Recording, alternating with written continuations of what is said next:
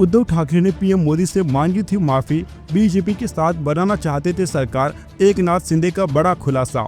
महाराष्ट्र के deputy CM Eknath Shinde ने बड़ा खुलासा किया है। विधान परिषद में बोलते हुए शिंदे ने कहा कि महाविकास आघाड़ी सरकार के दौरान उद्धव ठाकरे ने दिल्ली में पीएम मोदी से मुलाकात के दौरान उनसे माफी मांगी थी। कहा था हम आपके साथ सरकार बनाना चाहते हैं। मुंबई आकर उद्धव ठाकरे इस बात से पलट गए थे। विधान परिषद में बोलते हुए एकनाथ शिंदे ने कहा, एक अंदर की बात बताता हूं कि उद्धव ठाकरे मोदी जी से जाकर मिले थे। कहा था मुझे माफ करिए, मोदी साहब से मिले और कहा कि हम फिर आपके साथ आते हैं, लेकिन यह मुंबई आकर पलट गए। इसके साथ ही शिंदे ने कहा, अनिल परब भी गए थे, जब आपको नोटिस आई थी तब आप गए थे। आपने कहा था इस केस से बचा लीजिए, जब आप इससे बाहर आ गए तो आपने पलटी मार दी। ये बात मुझे पता है। शिंदे ने कहा कि इसीलिए मैं आपसे कहता हूं कि हमने जो किया वहां खुलेआम किया। हम छिप छिपा कर नहीं गए थे। जब शिवसेना धनुष बाण खतरे में आ गई, जब बाला साहब के विचार खतरे में आ गए, जब आपने औरंगजेब के विचारों को कबूल कर लिया,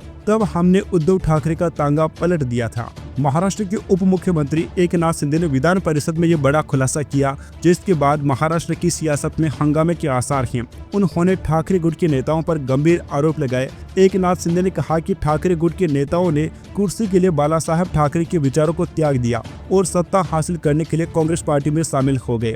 डिप्टी सीएम एकनाथ शिंदे ने सनसनीखेज दावा करते हुए कहा, उन्होंने विचारधारा को त्याग दिया। ये नेता दंडवत करने गए थे। वे वहां गए और कहा मुझे बचाओ और वापस आकर कहा कि हम महागठबंधन सरकार में शामिल होंगे, लेकिन मैंने उनकी योजना को विफल कर दिया।